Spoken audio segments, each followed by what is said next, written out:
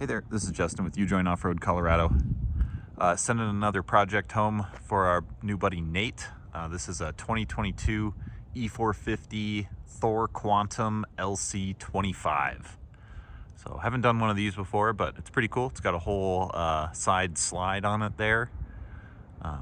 So pretty cool layout. It works out perfectly for him and his family. So it's a 2022, so it is a 7.3 6R140. Started off with our standard 6-inch four-wheel drive conversion.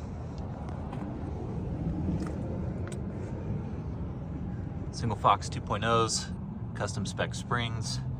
Frame all cleaned up in the front here. This thing's pretty much brand new, so not much work to be done. Stage 3 488s on this one.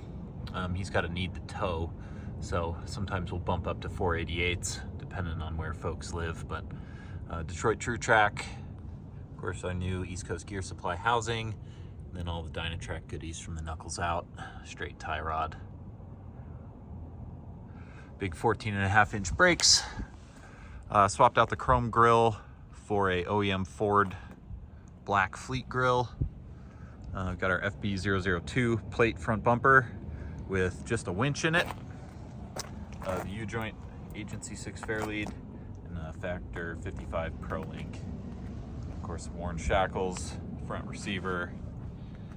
Anderson plug is wired up, and then this one does have our onboard air also, so the onboard air is hooked up.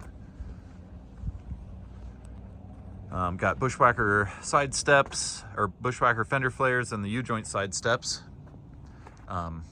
We do these on pretty much all of them because the factory RV fiberglass steps are pretty flimsy, and they're not really doing much for you. So this makes a big difference on ease of getting in and out of these things. So just bolted up a NP1128 transfer case to the back of the 6R140. Of course, we've got Hellwig sway bars front and back. That's standard on all our RV conversions. And then this one got a two-piece shaft put back in it. We had to make a custom carrier cross member back there. The 488s get the drive shaft spinning too fast, so we need to do a two-piece shaft in those instead of a long one-piece. And then a standard 1350 CV front shaft. The rear end came totally out of it.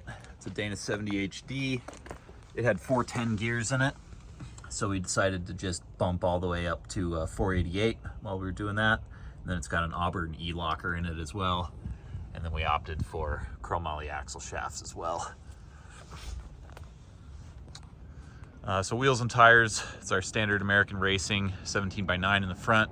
We went with 285 7017 Nitto Ridge grapplers on this one. And then on the rear, we've got our custom 17-inch Dodge steel wheels with a 255 8017 Nitto Ridge grappler. And it's also got our rear bags for towing, which are controlled in here by flipping your compressor on, and then you can adjust each side independently in the cab on the fly, which is nice. Of course, the S-Pod's running the rear locker and the air compressor, and then he's got a bunch of free circuits for anything else he may want to add. Then there's how the transfer case shifter comes up through the floor. And I don't think I've ever showed one of our four-wheel drive lights in action. See if I can do it here. There we go. There's the four-wheel drive indicator we install as well to let you know that you're in four-wheel drive.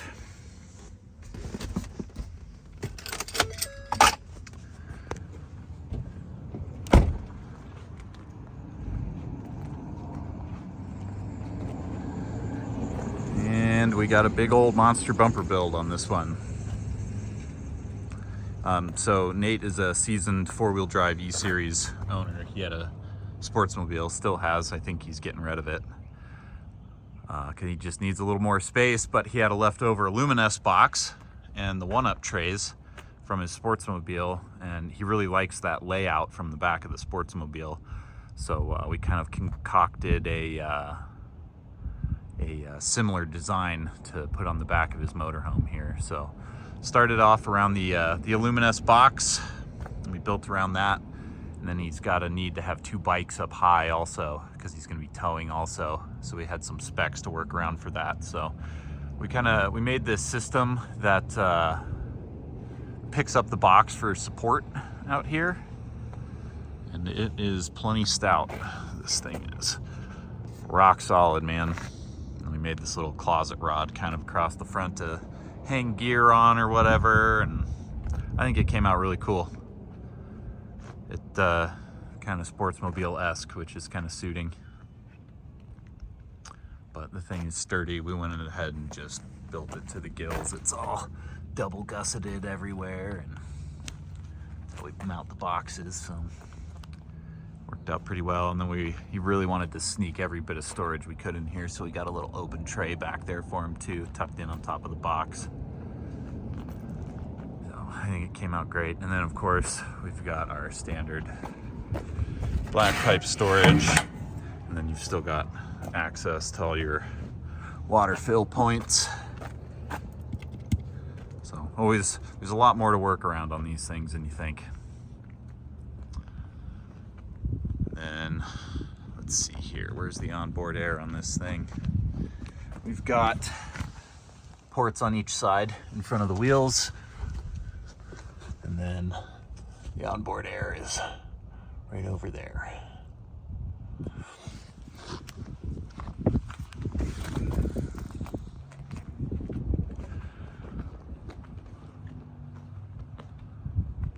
If you have any questions, feel free to reach out to me via email at justin@ujoinoffroad.com. If you're inquiring about a build in North Carolina or a DIY kit, please email chris@ujoinoffroad.com. Thank you.